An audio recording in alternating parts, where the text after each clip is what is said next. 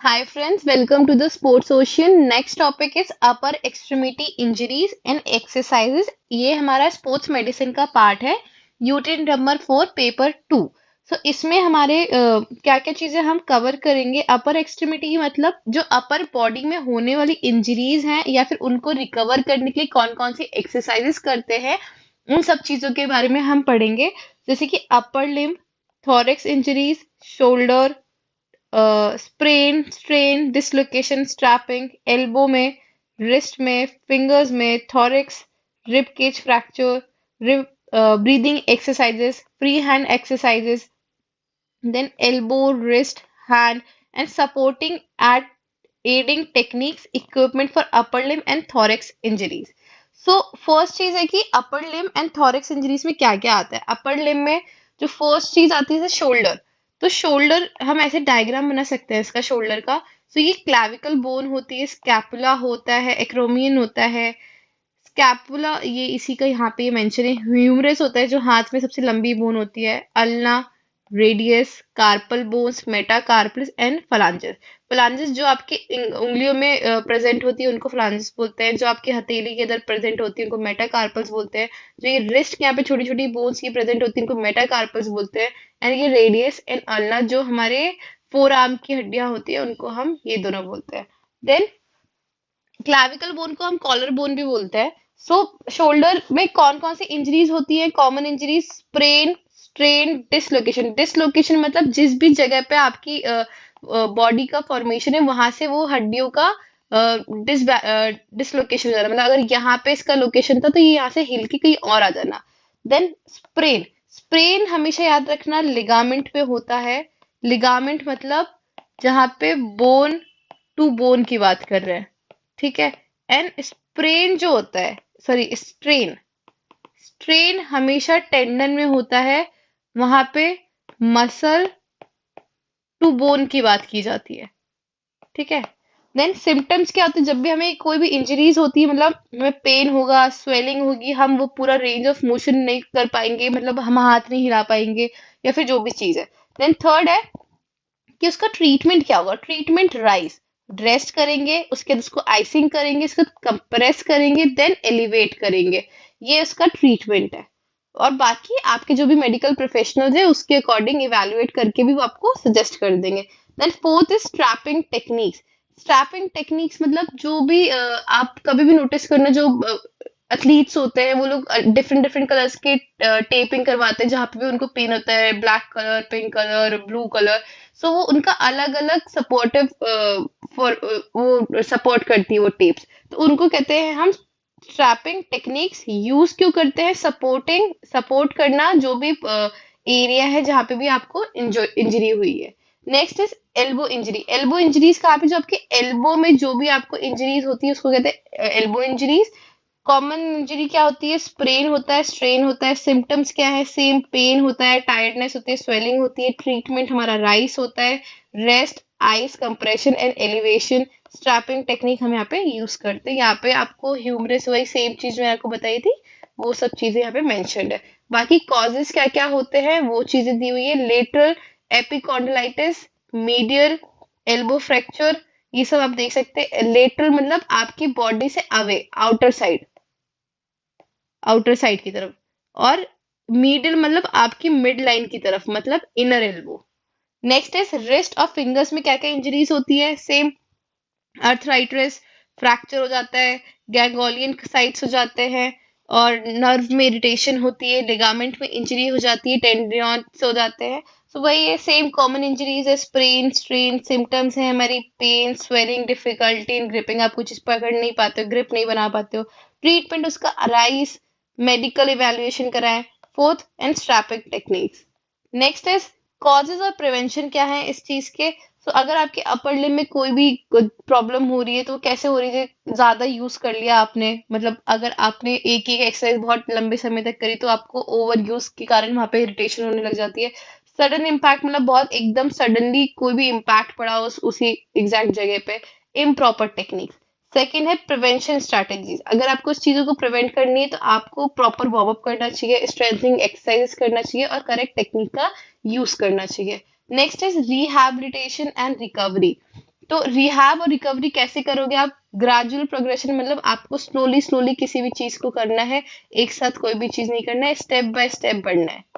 Then physiotherapy, आपको proper exercises और rehab करने के लिए एक प्रॉपर फिजियोथेरेपी की जरूरत होगी, जहां से आपकी स्ट्रेंथ और फ्लेक्सिबिलिटी वापस आ सके।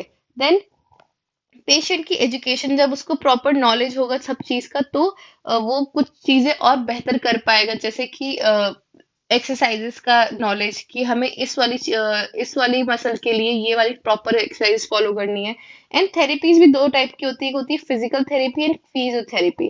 फिजियोथेरेपी में क्या होता है कि हम इलेक्ट्रिकल स्टिमुलेंट्स का यूज करते हैं ट्रीटमेंट के लिए, जैसे ये मशीन की वेव्स, मशीन का यूज करें जहाँ पे वेव लेंथ्स भेजी जाती हैं आपकी मसल्स को रिलैक्स करने के लिए।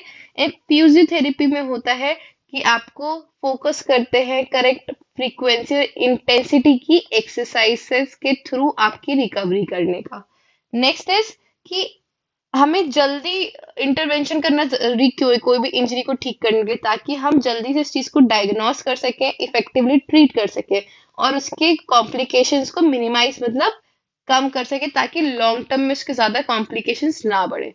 नेक्स्ट है कि रिटर्न टू एक्टिविटी, मतलब आप कब अपनी वापस एक्टिविटी को स्टार्ट कर सकते हैं, वापस कब अपने स्पोर्ट्स को स्टार्ट कर सकते हैं, उसका क्राइटेरिया क्या होता है?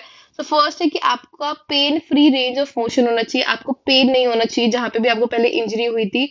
उसके बाद आपकी स्ट्रेंथ रिस्टोर हो चुकी है, जैसे आप काम कर रहे थे, आपको वो काम इजीली उसी तरीके से कर पा रहे हैं कि नहीं कर पा रहे हैं। Then third is medical clearance, आपके डॉक्टर ने या फिजियोथेरेपिस्ट ने आपको अलाउ कर दिया हो। And second is progressive training, मतलब आप धीरे धीरे ग्रेजुअली उस चीज में प्रोग्रेस करें, एकदम से प्रोग्रेस ना करें, रिटर्न ना हो वापस उस स्पोर्ट्स को तब तक ना खेले तब तक आपको ये सारी चीजें कंप्लीट ना हो गई हो। Next is thorax and rib cage fracture, rib fracture.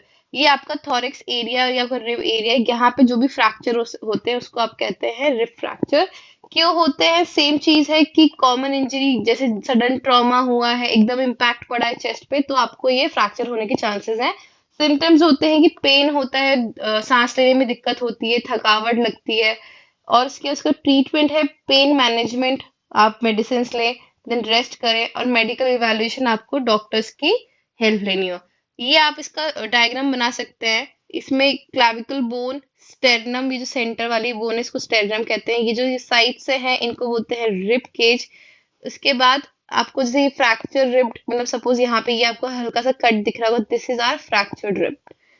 सो ये आप ऐसे डायग्राम बना सकते हैं। देन ब्रीदिंग एक्सरसाइज कैसे होती है कि आपको क्यों करनी, इसका पर्पस ये होता है कि हम अपने लंग की कैपेसिटी को बढ़ा सके। उसके बाद हमें जो भी दिक्कत आ रही थी ब्रीथ करने में, वो चीजें हम ठीक कर सके। इसमें एग्जाम्पल है डायफ्राग्रामेटिक ब्रीदिंग, परस्यूड लिप ब्रीथिंग, मतलब एक है कि हम नाक के थ्रू सांस इनहेल करें और एक्सहेल करें, एक होती है हम मुंह से नाक से सांस ले रहे हैं और मुंह से एक सांस छोड़ रहे हैं। ये अलग अलग टाइप की होती है। तो आप फर्स्ट स्टेप होगी सिट और stand with your elbow slightly back. Second है inhale a deep breath. Second है होल्ड करना उस ब्रीथ को। उसके बाद चौथी आती है उस सांस को बाहर निकालना। Second next is relaxation techniques. Relaxation techniques क्या होती है? आप डेली वर्कआउट कर रहे हो, आप मेडिटेशन कर रहे हो, आप रिलैक्सेटिव प्रोग्रेसिव मसल्स के लिए आप नॉर्मल स्लीप ले रहे हैं, अच्छे से काम कर रहे हैं, देन योगा कर रहे हैं, अच्छा अच्छा सोच रहे हैं, स्लो एंड डीप ब्रीथ, ये सब आपको आपका स्ट्रेस को रिड्यूस करती है। सो इसकी इंपॉर्टेंस क्या है? ये आपके मसल में टेंशन जो होती है वो कम करती है और आपको हील करती है। एग्जाम्पल है progressive muscle relaxation, guided imaginary. इसके इसका एप्लीकेशन क्या है? अपने डेली डेली लाइफ में इसको इम्प्लीमेंट कर सकते हैं ताकि आपका स्ट्रेस रिड्यूस हो जाए। Then free hand exercise for the shoulder. आपको शोल्डर के लिए कौन कौन सी एक्सरसाइज करनी चाहिए? सरकमटेंशन, मतलब आपको धीरे धीरे आपका शोल्डर मूव करना है सर्कुलर मूवमेंट में। देन सेकंड है शोल्डर श्रग, मतलब जो आपके ये शोल्डर्स होते हैं पहले ऊपर की तरफ जाएंगे, आपकी बॉडी का मूवमेंट ही होगा, देन उसके बाद नीचे नीचे की तरफ जाएंगे, ऐसे करके आप इसको रिपीट करते हैं। इसको कहते हैं एलिवेट करना, मतलब ऊपर की तरफ जाना, लोअर मतलब नीचे की तरफ जाना, और इसमें आपकी इंगेज क्या होंगी? शोल्डर की मसल इंगेज होंगी। Next is stretching exercise for shoulder. आपको ये नाम लिखने पड़ेंगे, जैसे सरकमडेशन, शोल्डर श्रग्स, देन अब अगर आप आते हैं कि स्ट्रेचिंग एक्सरसाइज फॉर शोल्डर, इसमें क्रॉस बॉडी स्ट्रेच, ये क्रॉस बॉडी स्ट्रेच है। Then overhead tricep stretch, this is overhead tricep stretch. Next आती है strengthening exercises for the shoulder, rotator cuff exercises, internal and external rotation exercises. ये raised arm, rest, उसके twist करना, half bow, full bow, elbow to torso and elbows. Then second है scapular retraction, इसमें होता है जो आपके पीछे की जो बैक की ब्लेड्स हैं उनको एलिवेट करना ऊपर की तरफ, इसको जो साइड नीचे की तरफ डिप्रेशन में जाना, उसके बाद abduction मतलब अंदर की तरफ दोनों की मसल्स को कंट्रैक्ट करना, देन abduction मतलब बाहर की तरफ लेके जाना, देन अपवर्ड डायरेक्शन में उसको मूव करना, देन डाउनवर्ड मोवेशन में। इसमें क्या होगा, जो आपकी बैक की मसल्स है उनका आपका मूवमेंट होगा।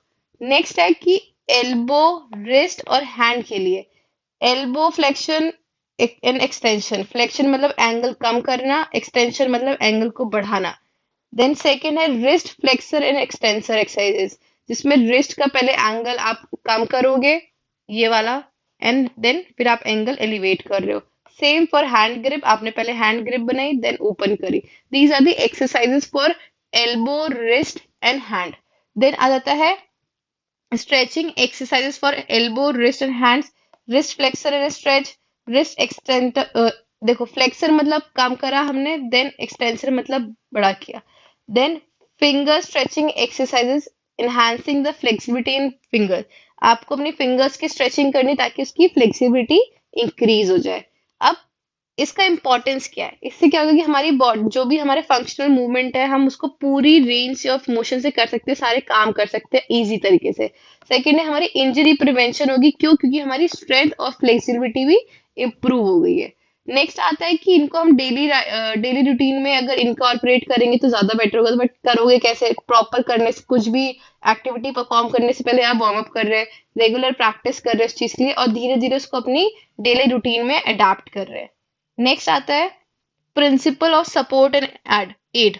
इसमें क्या होता है कि आपको कैसे ये सपोर्ट कर रहा है, एड में कैसे आपकी मदद कर रहा है। आपको आपको इमोबिलाइजेशन मतलब आपकी मूवमेंट नहीं, आपकी जो मूवमेंट है वो सबसे कम से कम करेगी। स्टेबलाइजेशन मतलब आपको प्रॉपर अलाइनमेंट और सपोर्ट प्रोवाइड करेगी। देन थर्ड इज कंफर्ट, आपको ये जो भी आपने एक्सरसाइज करी उससे आपको कंफर्ट और सपोर्ट एड मिलेगा। देन नेक्स्ट है सर्वाइकल कॉलर एंड ब्रेसेस, जो आपको मैं सर्वाइकल कॉलर मतलब आपके जो गर्दन के पास का एरिया है उसकी बात कर रहे हैं।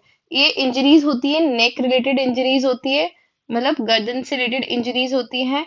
इसमें क्या होता है, ब्रेसेस फॉर थ्योरिक इंजरीज, जो इसको ब्रेसेस फॉर थ्योरिक इंजरीज मतलब ये वाला जो पट्टा यूज करते हैं हम जब हमारे नेक के पास इंजरी होती है उसके लिए। देन इसका एप्लीकेशन मतलब हम यूज कर कब करते हैं, बहुत ही इमरजेंसी सिचुएशन पे या फिर हम रिकवरी फेज पे, जो हमें डॉक्टर ने सजेस्ट किया हो तब हम इसका यूज करते हैं। Then next is shoulder support and slings. Shoulder support, this is shoulder support के लिए जो आता है ये वो है। इसमें आपको प्रोवाइड क्या करता है कि स्टेबिलिटी प्रोवाइड करती है शोल्डर को, कंप्रेशन प्रोवाइड करता है।